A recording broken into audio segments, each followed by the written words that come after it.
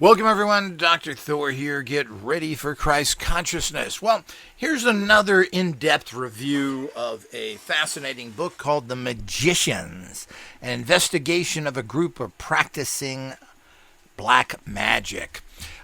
Basically, it was she joined the Temple of Set in the San Francisco area and spent 6 months with them, finding out what they were doing, what they were set up, and it's a very interesting book on many levels. First of all, it opens up with kind of why do people get involved in practicing the occult sciences, get involved in groups, seek empowerment through the occult sciences. And I think that anybody who's interested in getting involved in any alternative group, there's some great insights into that, even though it's kind of cliches as well. And almost bizarre in nature of how she's approached it. But it's very good information. I think a lot of people have questions about why you're seeking this type of empowerment, etc. This will fill in a lot of the gaps. So it's something I think that everybody should read. This is a very good book by Gini Graham Scott. It is available on Kindle. I think it's like $6, so everybody can get this. Unlike the new Satanist, which you can't get, which costs hundreds of dollars, and you should check our link on that so you can check that out. This, of course, you can buy on Kindle, and something, if you don't have a Kindle, you certainly should. This is the way things go, and you don't have to have 1,000 pounds of books in your house taking up every square inch like I had for years. Now, she's a very prolific writer. I think she's written a few hundred books on just about everything. She has books on shamanism, a couple of those. There's several metaphysical type topics out there, and she's a fairly good researcher. I worry about her general knowledge in the bigger picture and how in-depth these investigations are. She's got books on business. She has books on writing screenplays, you name it, and she seems to be a pretty good writer, so I'm going to look through that stuff, and if there's something there I'm interested in, marketing, email marketing, there's all sorts of things she offers. It seems to be this may be a good find for you. Look her up.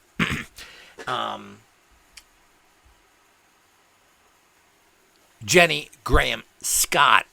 As I said, most of our books are listed on the usual Amazon, but she decided to join this, and of course, the Temple of Set is a black magic organization. They consider that. They go to the darkness.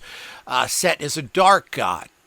What are the implications of this? And to a certain extent, I don't think she really understands what black magic is, but certainly she spent enough time and mixed in with the members enough to give you, I think, is a good representation of them.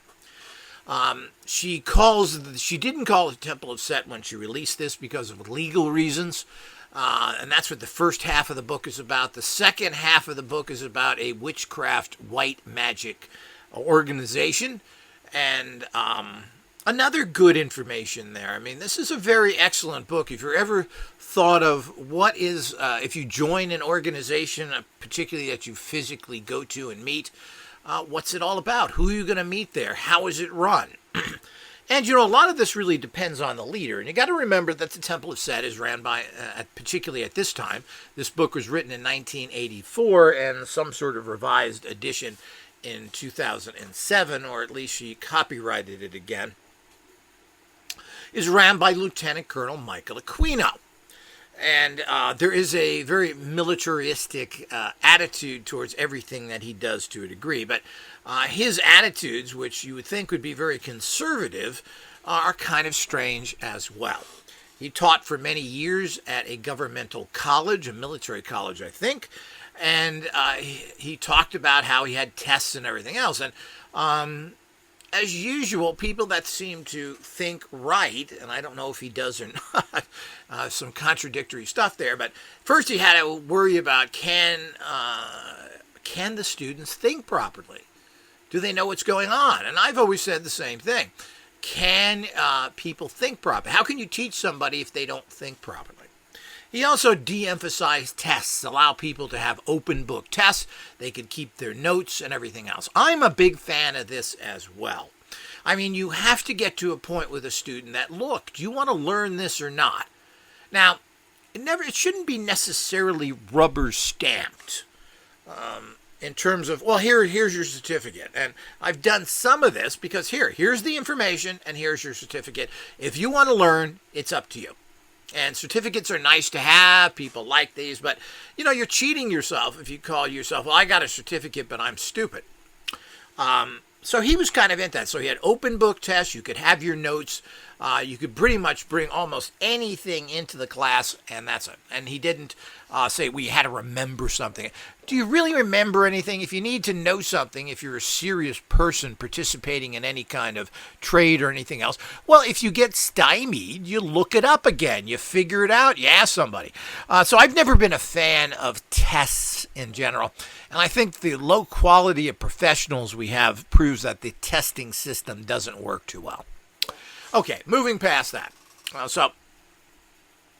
So he wrote this. He's a guy, his entire life was Michael Aquino, about getting badges. He became an Eagle Scout, got all the badges. I think he even took over leadership to a degree. This is what he did. What did he go from there to another place where you get lots of badges? The U.S. military, and went through the college system to become an officer in the military.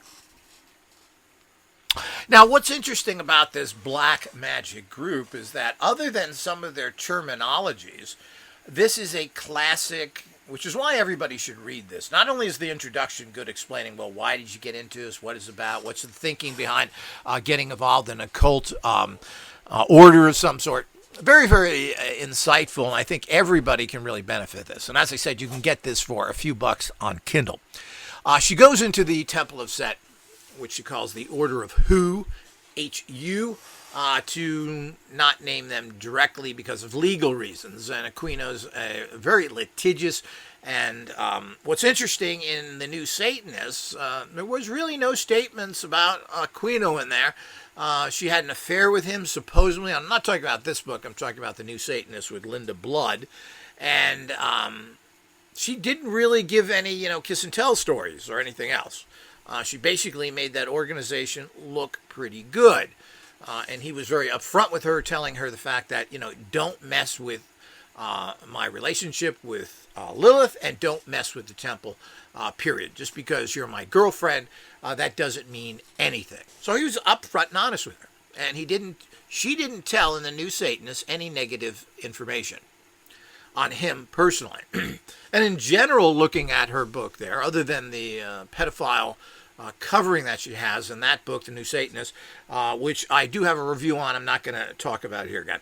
But again, there is very little negative information about the very litigious Michael Aquino. As a matter of fact, there's none in this whatsoever, and his name is not even used in here.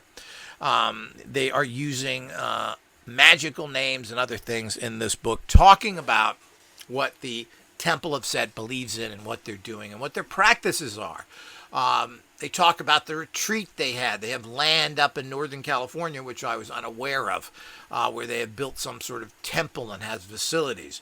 She talks about the kind of people that join this organization, their mental stability, their education, training, what, quote, class they're in, blue collar, white collar, etc., who they're all about, and their general practices. And it's kind of, to be honest with you, it's kind of disappointing. The Temple of Set, which has been contended to be like this, and this is an insider. This is a person who nobody knew who she was. She was not popular back then in 1984 in terms of writing all these books. She joined this organization. It took a while for her to get in, as any good organization generally does, especially if you're going to have physical contact. You just can't have somebody show up and say, I want to join. Okay, come to my house, sit there, sleep over, do it. You run into problems. You don't want users, abusers, maniacs, mental cases, and people that waste your time. And they are very serious about this in the Temple of Set. They want dedicated people who are going to evolve, or they're going to throw you out. And it's very interesting how this book goes into the details of all of it. This is a serious self-development organization that is based in, I can't even call it black magic. They call it that, but it's pseudo black magic. Quasi, maybe it's not pseudo means false, but quasi black magic, meaning partly. Certainly, this is not what I consider black magic. And like Wicca did in the late 80s, they took all the fun out of it. Wicca used to be a giant orgy, all sorts of fun there, nudity, partying, and, that can be a lot of fun and something you want to get involved in. And, if you're going to have relationships and sexuality with people, why not have it with magical people who are kind of on your same wavelength? For an outgrowth of the Church of Satan, which preached a lot of partying and had naked people running around, and whose Anton LaVey's daughter got pregnant at 13 by we don't know, and certainly was a free love organization at that particular time, if you can call it that. Free sex is really what it is. Love making is a stupid term anyway. But the bottom line is sex and drugs was what the 60s was all about. And this went up to a certain amount of the 70s. Now, when I was in high school in the 70s, that was all gone, at least in middle-class white suburbia in Los Angeles, where I grew up. Nothing was going on there. The usual pot smoking, and that was about it. Certainly, there was a huge conservative aspect to all of the teenagers in the middle 70s, which is bizarre. So they talk about the group itself, which is interesting, because it goes into the functioning of the group as a social organization, which I find interesting as well, because what problems do you have in all of life? Well, it really comes down to the fact of people getting along. Now, in this day and age, they actually put infiltrators in to cause trouble in almost any organization. If you got 3 people in a group, one of them is a spy. It's just about as bad as it is. And this is something we have to come to grips to as well. But what are the problems you have? So if you have a group of 10, 20 people, most likely there's some sort of narc in there, some troublemaker, or if you're an alternative group, just kind of crazy shit that goes on and people's varied opinion. And you have to wonder if these people aren't implants. As a slight side note, I remember when I was involved in some Odinist organizations and the kind of outrageous stuff people were writing. I mean, one person, you got to believe, there's this guy, there's very dysfunctional people. You got to remember all these alternative organization groups, no matter what they are very dysfunctional, especially if there's a lot of men there. They don't have girlfriends, they don't have wives, they have bizarre belief systems, and so many things that go with that. I remember somebody writing an article about how appropriate it would be to have sex slaves. I said, this is going to bring the women in. This is what we want. We already don't have any women in the group. We're going to have this idiot writing about sex slaves. That's going to attract people.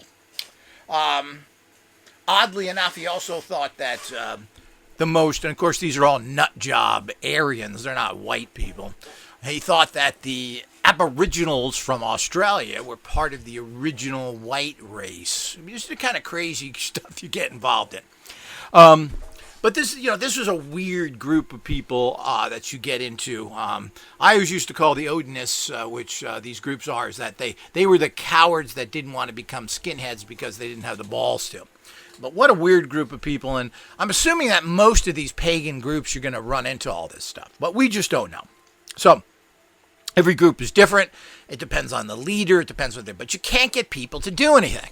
And it's amazing. None of the Nordic groups at that time, you're talking about, in the 80s, the early 80s, they didn't even have anybody that could write anything. They had no books. They had nothing else. It's just shocking. So with all that stuff, we have problems. So let's get back to the Temple of Set. So they had a fair amount of resources. I'm assuming this land that was a couple hours north of San Francisco was owned by Michael Aquino. His family had owned land there. His mother did. She left all this land to him. She left him an estate of that time of about $3 million. Maybe it's worth $50 million today of that area. And they built some sort of little retreat there. And they had some small buildings and everything on there. He never really did anything that was overly public like the Rosicrucians, which he seemed to really like. He had built this great library and other things. Well, there's none of that there. That would have been taking a lot of organization. And I'm not sure he wanted to do anything overly public because he didn't want to have the misery of it. Because putting up a church of Temple of Set is going to draw a lot of people. As you said, Anton LaVey had his house shot at every day. People would drive by and shoot at that, and they had to put up bulletproof front on that place. So it's amazing nobody was killed there. And it's amazing, apparently, if he wasn't shot. But I must believe that Aquino in San Francisco had some of the similar problems, even though he was in a wealthy neighborhood overlooking Fisherman's Wharf in the city of San Francisco, which is a nice area. But I don't know. I don't know what the details of that. You're not going to hear that. Michael Aquino refuses to write anything about his life, to detail what's happening, to detail what's going on at the Temple of Set in terms of the day-to-day operation. He's got books of philosophy and other things, and they're all very contrived. They're giving you bits of information that he wants to release, like his family. He really doesn't talk detailed or have written kind of an autobiography of what's going on and what he's did in the military and everything. All this stuff. And I have to believe this is done deliberately because he doesn't want timelines connecting to anything. He doesn't want to say this or that so he can be harassed, meaning, oh, well, you said you were in Omaha at this time. This is when they had all those pedophile problems, pedophiles. So he's doing this deliberately, either to not get into further problems or to cover up if he was involved in anything, and we just don't know. I find it hard to believe with his organizations, the kind of squeaky clean organizations he's run, his bizarre belief in that Satanism is pure because they're not hypocritical like the church is, where you preach all this good stuff and you don't do it. There was a level of responsibility, supposedly, with Satanists that he likes so much, meaning, you walk your talk and you pay your price for what you do.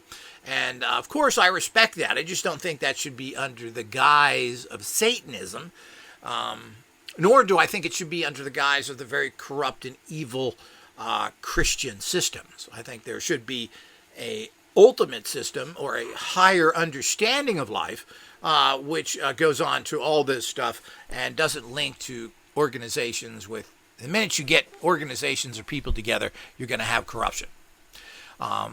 There's not a single organization on the planet that isn't corrupt to some level. Most of them are highly corrupt.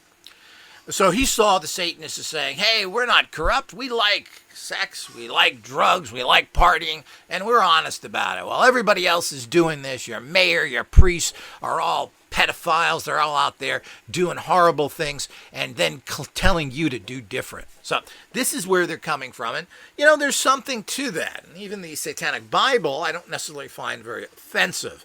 I think it states how the world is. It's very much like The Prince by Machiavelli. I see correlations between that. How's that for a Michael Aquino? How many people have read The Prince? But remember, look at Plato's dialogues. So the whole idea is that I never found anything in there overly offensive. Somebody hurts you, they punch you, or punch him back twice as hard. You get punched once, hit him 3 times. I don't see there's anything wrong with that. That's how life generally is, and you certainly shouldn't be a punching bag. The bend-over Christian reality is just kind of silly, because, of course, Christians are bend-overs, but that's another issue. But the whole idea is that so she infiltrated this organization. She talks about how she got in, which took a little while. I mean, they tried to screen people. They want to make sure that you're serious. In terms of its structure, this is how any good organization is run, and it doesn't have to be. It could be a baseball team. It could be a bowling league. Good organizations look for balanced people who want to contribute, who show up and do what they're supposed to do, and who want to get ahead. So if it's a bowling team, you don't want somebody to just show up at tournament night. Well, where were you for practice? You got to be here. If you're not serious, get lost. This is how it works.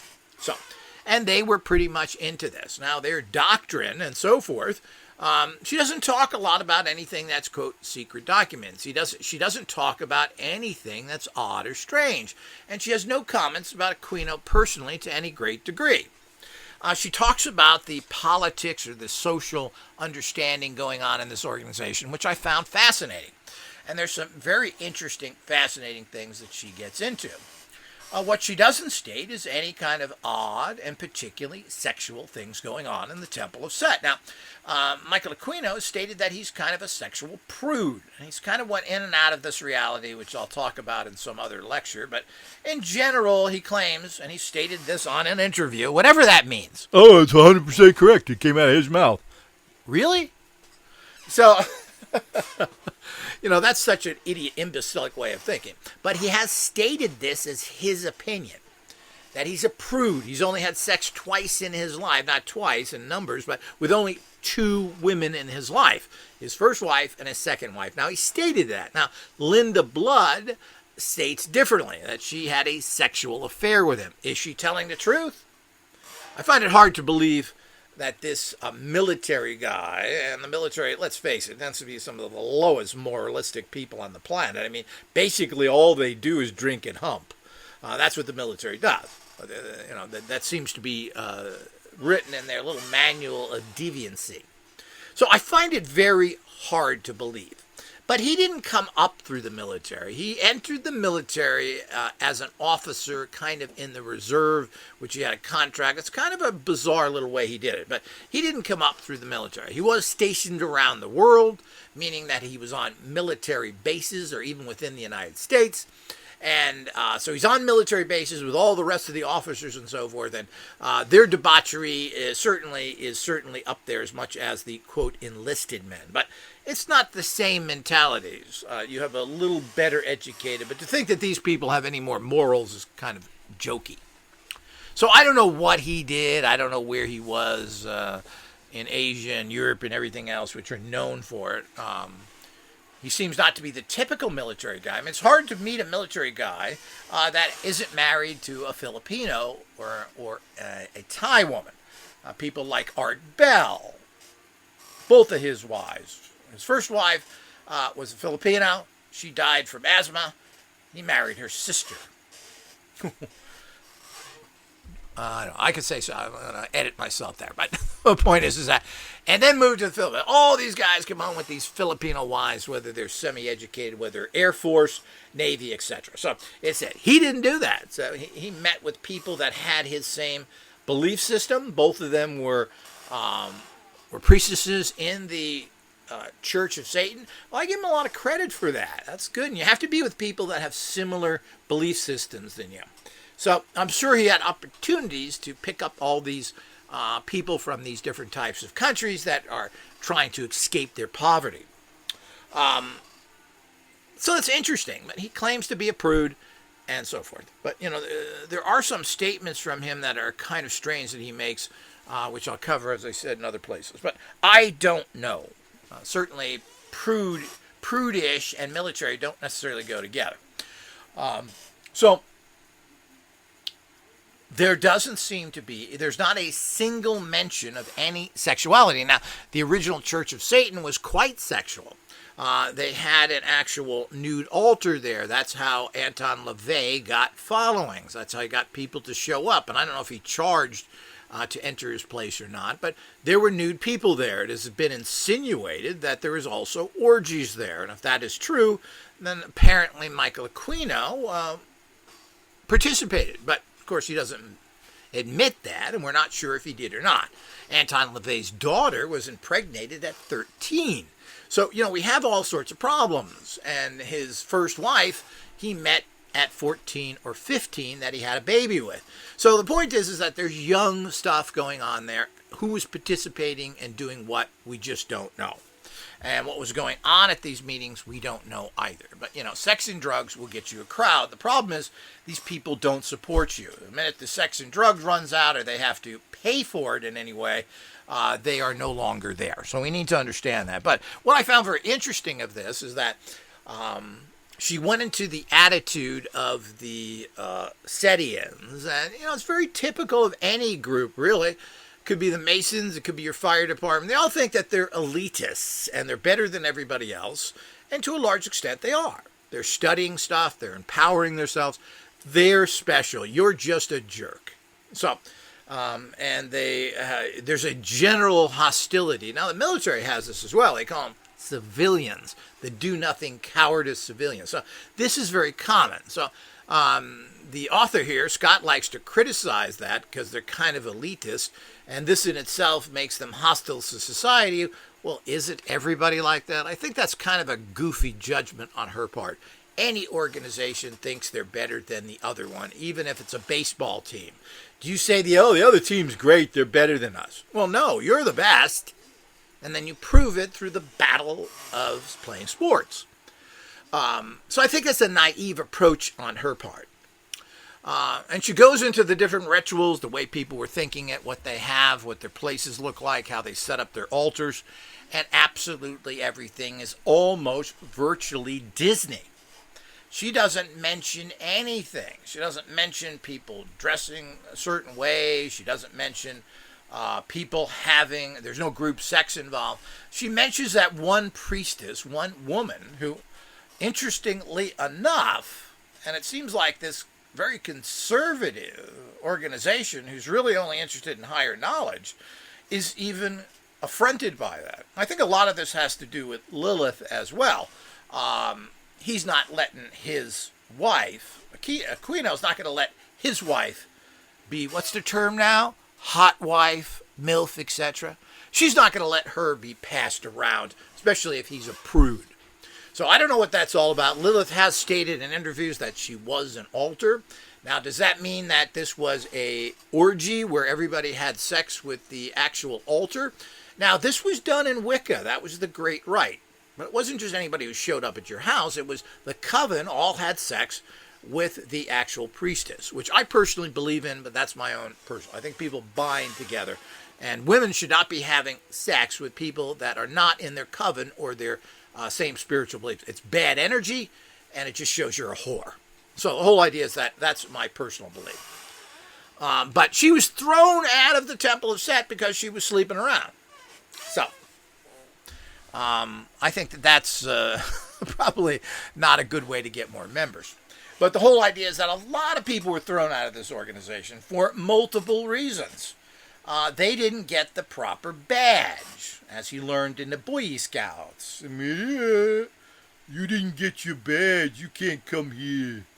So the whole idea is that if you didn't progress to the level that they wanted, you didn't show you understood your material, if you didn't write well and explain your understanding of what was going on, they demoted you, and lots of demotions here. So if you reached priesthood and you didn't continue to learn, you were demoted. So this is a pretty tough organization, and I kind of respect that, and I think it's good. Personally, I've never been a joiner, so I would have been thrown out initially for doing nothing. So I never got into all that stuff for a lot of reasons, but I never found any organization that really was doing anything of value. So it's very hard for me to get behind all the stupid organizations out there and their god-awful beliefs. But I never was much of a doer until I started my own organization, and now, of course, I criticize other people for a lot of things that I used to not do in the past. But if you're going to get anywhere, you have to practice, and you have to be guided, and I try and make everything personally as fun as possible. That's why most of the stuff that I train people with are based on games and toys, which are fun to use. Yet they stimulate and areas that empower you. Now, if you didn't show it, they had people write little papers and stuff. And they said, well, you didn't get it. This paper is bad. It's at a very low level. So you had a priesthood. You're not a priesthood anymore. You're too stupid. Well, I kind of respect that, and I think it's a good idea. So they would demote you. And then, of course, you would be promoted back again when you got it.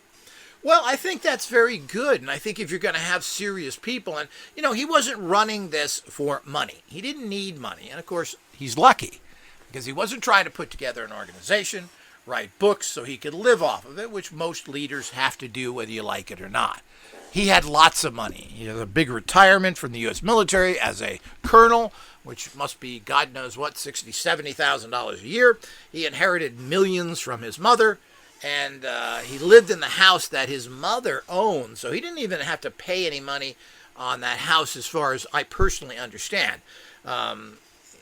I'm sure he had to pay property taxes, which may have been relatively high, but he wasn't paying mortgage on that apartment place where he was living, and I think he was renting stuff out and everything else. So there wasn't any great need for him to have money. He always seemed to have a good amount and was able to buy Ferraris and luxury cars without much of a problem, even though I don't think any of those were new. But, you know, he had this kind of 50, 60, 70 grand to throw down to get these vehicles. And, of course, as I said, he made excellent money in the military, and Mommy and even Daddy apparently had lots of money, which he ultimately inherited. So he didn't have that as a brick on his back, so he could be a lot tougher. You can't throw people out of the organization if you're expecting them to participate, even though I do it all the time. I used to do it all the time as well from losers, and I've even done that recently. You know, if you're just not with it, get lost. These weren't people that were learning. They were just people that were basically treasonous, but that's a whole nother story. But the bottom line is that it's a tough organization. You have to show that you're understanding the material, and that you're growing all the time. And if you can't prove that or state that, then you have no business being here. Drop out, get rid of it. If you're a troublemaker, if you prove that you were, I think they threw out an alcohol person and became an alcoholic. Well, here's my students. Well, at least some of them. The other ones are drunk in the back. The other ones are humping. The other ones are taking heroin. But they'll join us later, because this is what you can evolve into by learning our training. So the whole idea is that people that cause trouble, have attitude problems, who become drug addicts, alcoholics, or for that matter, are very promiscuous, because, you know, in a group that doesn't help the organization, you're going to get their mates, their wives are going to be jealous. They're going to say, well, why did you allow this woman in to tempt my husband? Now you've broken up our relationship. So you think that that's all fun and games. It ain't. So people that are too promiscuous, especially if it's not part of your doctrine, and I don't see that in their doctrine. You know, they bring people in under false pretenses, and then they kind of choke you out of the fact that, oh, you think this is all drugs, sex, and party? Well, it's not.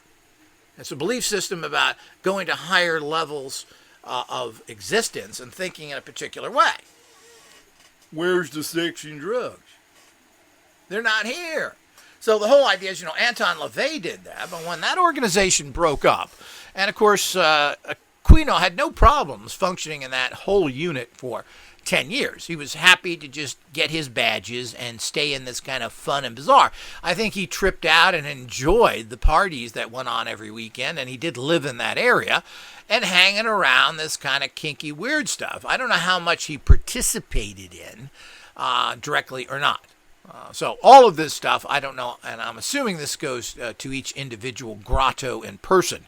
I don't know what Lilith did, who was running her own grotto, or his first wife, which was running her own grotto. So they were supposed to be nude altars. That doesn't necessarily mean that this is a giant orgy, or that everybody can partake in that nude altar. It's a symbol of freedom having somebody nude there. As I've mentioned in the past, I don't know when that was, the late 80s or something, but it was a fad in Los Angeles in Japanese restaurants, where else, kinky weirdos they are, where you would have a nude person and the food was put on them. So they would lay on a table and they would put the food on that particular person and you would eat off their body.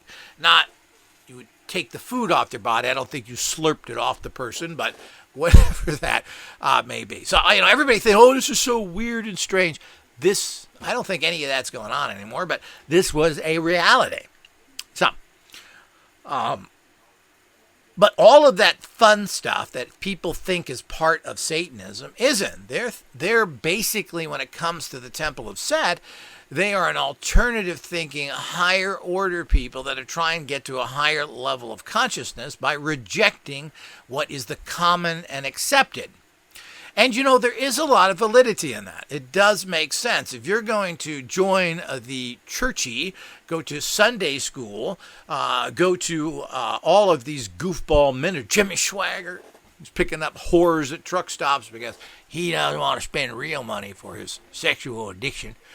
So the whole idea is that the place to go?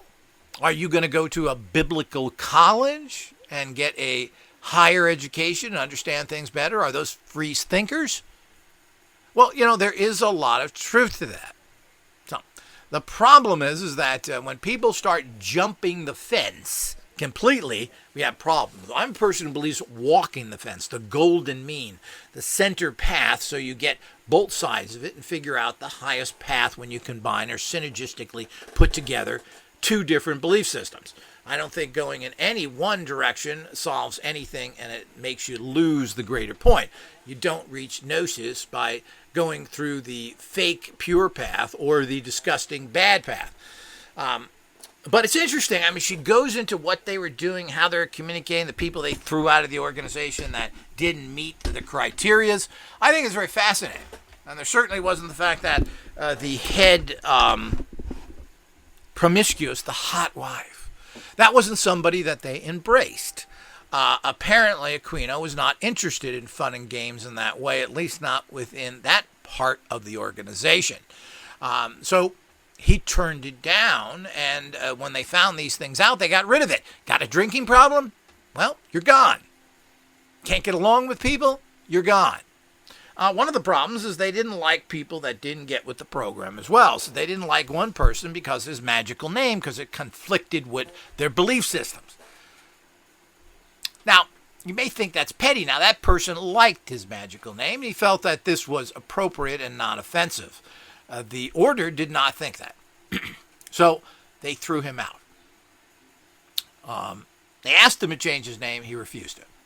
Well, now, I understand that as well. On the other hand, that if you're in a group, you have to work together for higher, better goals. And if you're thinking, well, I got to have this magical name, well, that's pretty egotistical.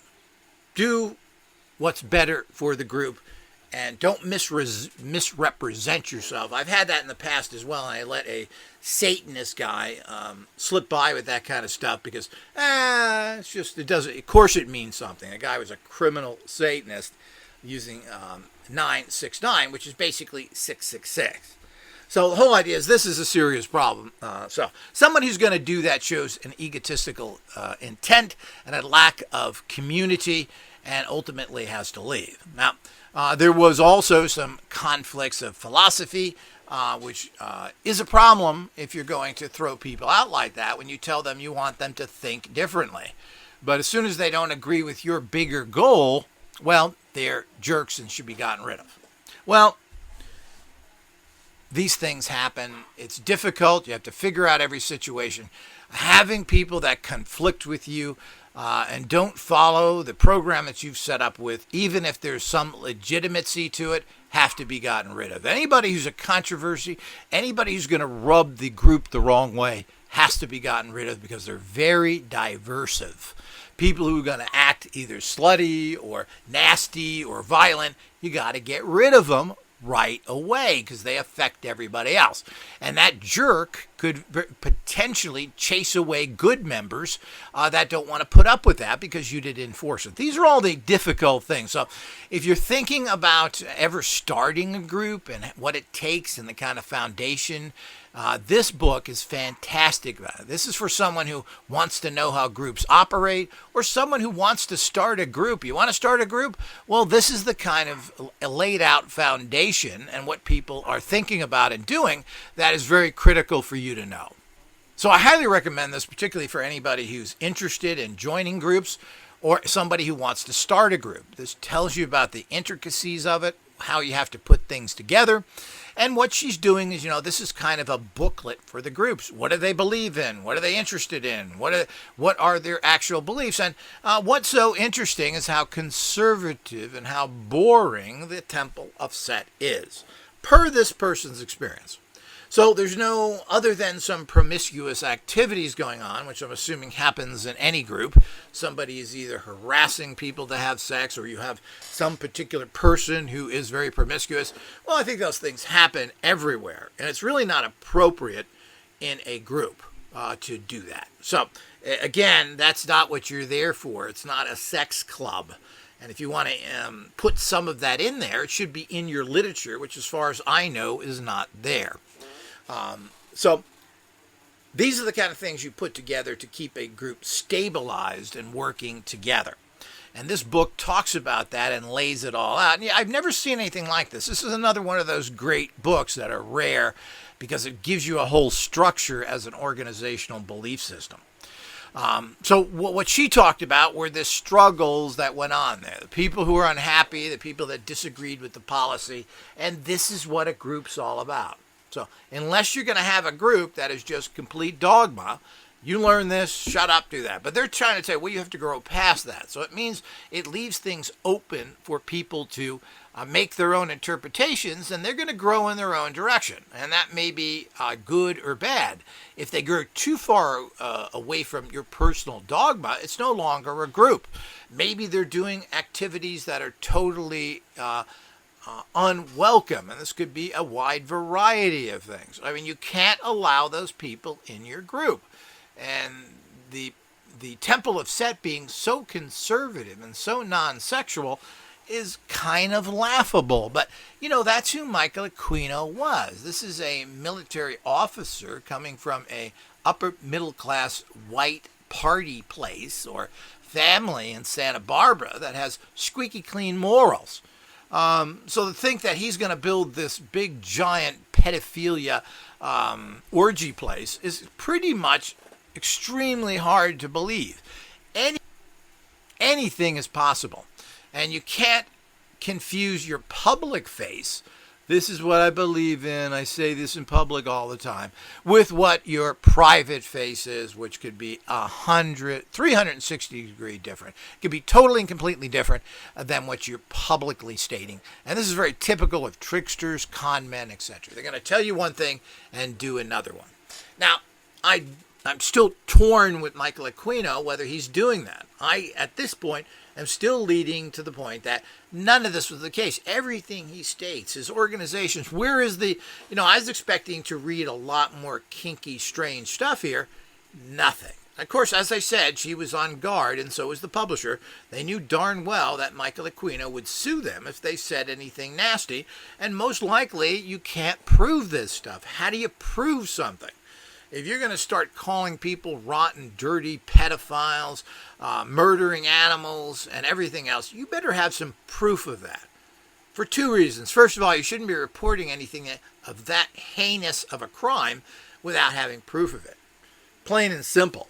So, that's reason number one. Reason number two is you better make sure you have credible information, period, if you're going to accuse anybody of doing that instead of, somebody told me this, that's in it. Oh, yeah, it's the paper boy. So the whole idea is the same old story that goes on with all this reporting of bozos that have no legitimate ways of verifying anything. That's their opinion. They saw something or think they saw something. Well, that isn't proof to me. So we have to make sure that if you're going to call somebody something, that it is legitimate, or at least there's a lot of evidence. Now, there's zero evidence. And here's just another book that gives Michael Aquino a squeaky clean reputation. The people involved in his groups were not into anything weird, sexual, drug, or anything else. As a matter of fact, if you did any of that stuff, you were tossed out immediately. And it was a strict learning policy. Are you getting it? Are you evolving? If you're not, what are you doing here? Go. Plain and simple. And people were constantly demoted, and they were given a chance to get promoted again once they learned what they were doing. So it's quite interesting. Now, the second half of this book is about a regular witchcraft coven. I think, was it out of Texas? Good God, that's a bad start. But the whole idea is that it showed how a, quote, white magic coven operated, a coven that was pretty much, as she states it, based in what's called, quote, white magic, or positive magic to enhance your life with, and that this group started to use magic, quote, witchcraft, so they could do better in life, so they could heal themselves, so they could get promotions, so they could make more money.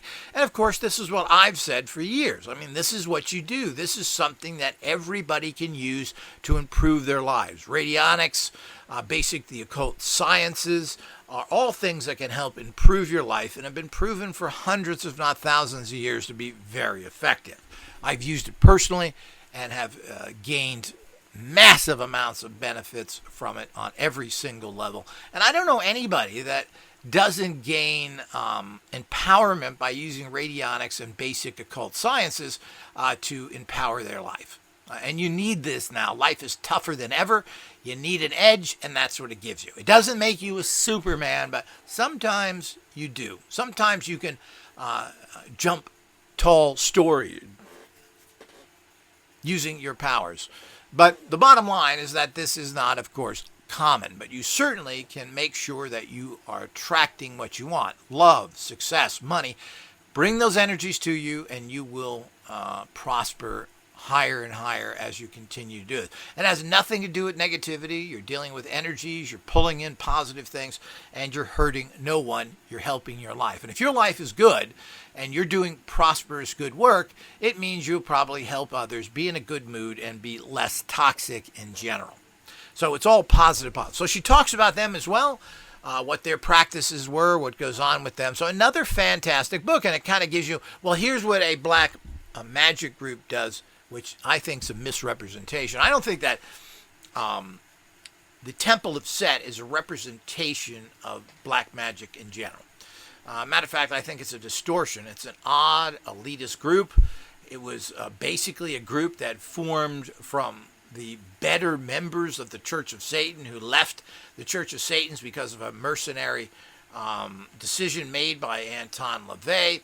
And Michael Aquino didn't form an organization. He took the cream of the crop, which apparently there were many intellectual types in the Church of Satan who were writers and educators, etc., that went with him to form the Temple of Set. And of course, one of these was Edred Flowers, who was a runic student and a writer and everything else. I mean, these for your average person is pretty high up there. So you're not taking the average know-nothing guy or even a semi-professional. Here's a guy who was teaching and writing books and everything else. So this is a high-level person, regardless of what we may think of him personally.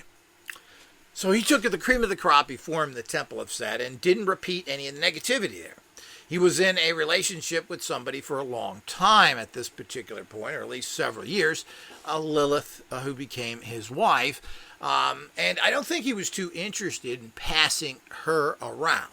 She was a pretty girl, and she had 2 or 3 children. I don't know if any of them were his. I mean, this was an established mother and wife, and I don't see him with his general attitude that he's a party guy. He's some sort of swinger. I don't see that with him at all, and there's no allusion to this except for a little bit of strange comments he made on a few interviews. But it seems like he was a very prudish conservative type, and he didn't want to share the booty with anybody else. And I don't think Lilith was very out there either in this area. Well, she did dress provocatively to a certain degree. She ran the vampire cult. She wasn't really putting it on display for everybody that I can tell. And she wasn't too anxious to be an altar during LaVey's time, even though she apparently was at times. She admitted this in an interview. But I frankly doubt she acted like this was something she did a couple of times, not a common practice. And we don't know what went on there. I'm still trying to piece all these things together. If you were the living altar, does that mean that this was a giant party, that intercourse you had with the altar? Now, as I said, you did that with Wicca. That was the grand rite. Now, was this done with the Church of Satan? I have no idea, but there certainly was enough of this going on in one way or another. But Aquino is not into any of that. This doesn't talk about that. In terms of what they were doing and how their typical ritual procedures, this is a carbon copy of the Golden Dawn with a little bit of his reality thrown into it, and certainly has nothing in there, nor did she report that there was any kind of sexuality involved, that there was any of that happening whatsoever. Matter of fact, any kind of strange or aggressive behavior, and you were in big trouble. So it's very interesting. I think everybody should read this again. We got to be very careful about demonizing anybody or anything until we get proper information. There's plenty of demons out there that need to be lynched and dealt with. We don't need to go out there and lynch people on certain other people's opinions, lies, and distortions, which is pretty much everything we've heard right now from anybody who's accused Aquino and the Temple of Set. There's no evidence that they were doing any of this. Plain and simple. So we just don't know what's happening now as well. Aquino's now been dead he hasn't been really active in the church for probably 5 or 6 years. What is going on? What they're doing now? Well, there's a change of leadership. When this change of leadership happens, it means the fact that people can do whatever they want. That doesn't mean that's what happened with Aquino or something that the church itself allows to happen. For many years, I think for almost 10 years, there was a black woman running the Temple of Set. Someone else has now taken it over, which I believe, when I was looking at it, I can't remember the name of either of these, typical. I believe the headquarters is now in New York in terms of where the leader lives. The one before that, a black woman, was based a teacher, apparently a professor at a Berkeley, was running the Temple of Set for close to 10 years, and I forget her name. There are interviews with her on YouTube, etc. And right there again, if anybody's thinking that there's some sort of racist thing, well, a black woman has ran the Temple of Set for about 10 years. Somebody else has been running it now for 5 or 6 years. Some male, as I said, who I think is based out of New York City somewhere.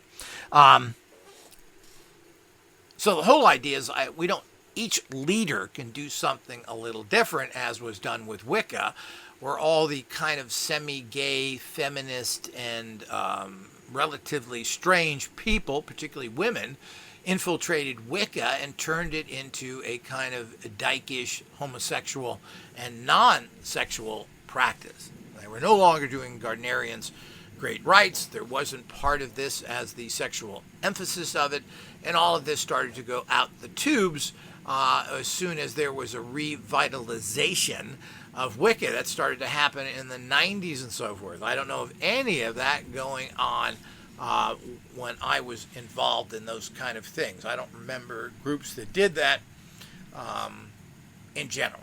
So there was always a few of these around the country, but this was not what your typical Wiccans did. Gavin Frost, of course, had his, which he was a famous Wiccan. It was required, if you got into his coven, is that you had to have sex with him. And this was, I don't know how often this went on, but, there still was that element. But this means this was a coven practicing Wicca that was ran by a man.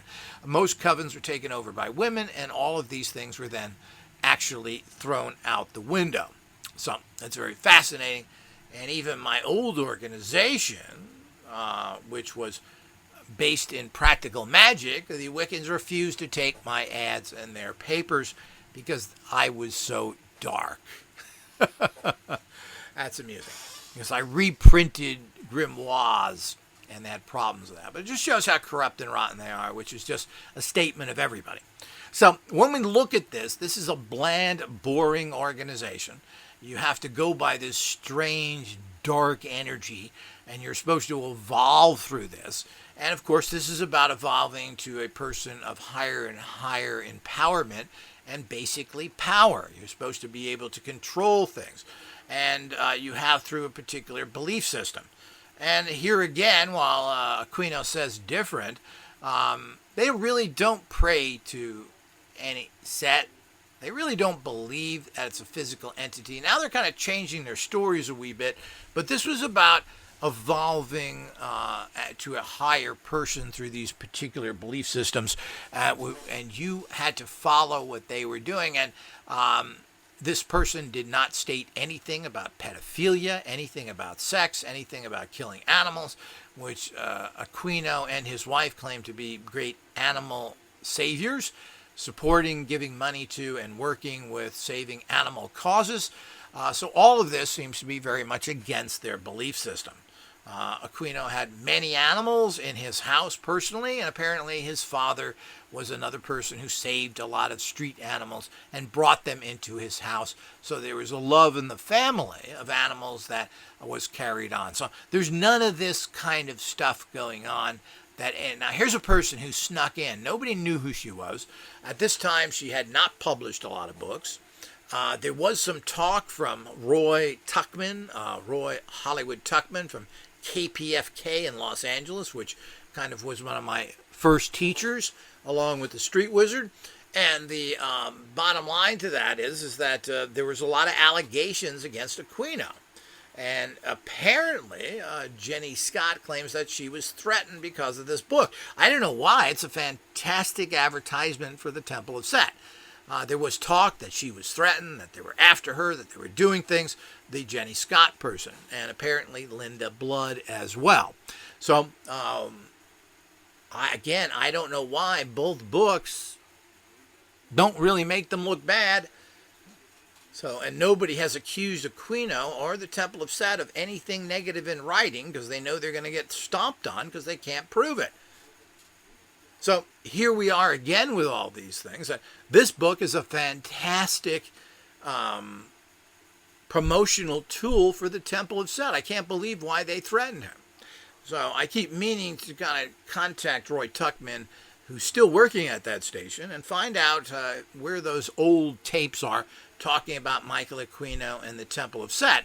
All of that is something I would like to hear again, and maybe he can put those online somewhere at the station of something you could click on to listen to. So that would be very interesting. But this certainly doesn't point to anything, but this is a disciplined, dedicated group of people that's not going to tolerate perverts, weirdos, or problems, and you have to keep evolving yourself or you're going to be thrown out.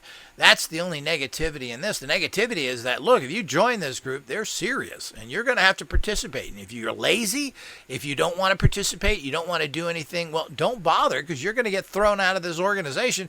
And they threw out a lot of people. And they talk about people's personalities, what was causing problems, and this is real. This is what life is about. It's not the teachings.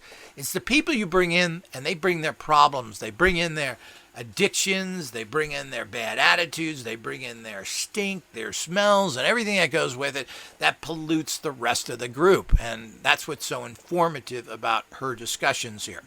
But there's nothing strange on. She never insinuated pedophilia, never insinuated on any level whatsoever of animal sacrifice. None of it was mentioned. She talks about the altars, the tools. None of that stuff was ever mentioned in her book accusing him of anything or these organizations, which she did write this without naming them directly. Now they name it a little bit because it's out in the open, but she didn't name this. She called it a different name, so she could have said that they were killing animals, that I heard about pedophilia. None of that. And the same thing with the White Magic organization. She's not using their real name. And this, of course, is good for the publishers so they can't get sued. But it's also good for the author because you can say, yeah, I saw this, but, well, who are they? Well, I can't, I'm like you hear all of them. I'll tell you off the air. I can't tell you that right now. Well, you just hang up on somebody like that. I know what's going on, but I can't share it with you. F off. So the whole idea is that, then why bring it up? But none of that was alluded to. None of that was talked about. So here we go again. This is an infiltrator. She spent 6 months going to their meetings, meeting their people, joining the organization. Not any of that. If anything, this is like joining a convent or some monkey part of some church where you're supposed to have all these rules. And if you don't follow it, you get thrown out. So hopefully this is made clear. Everybody should get this. It's on Kindle. Until next time.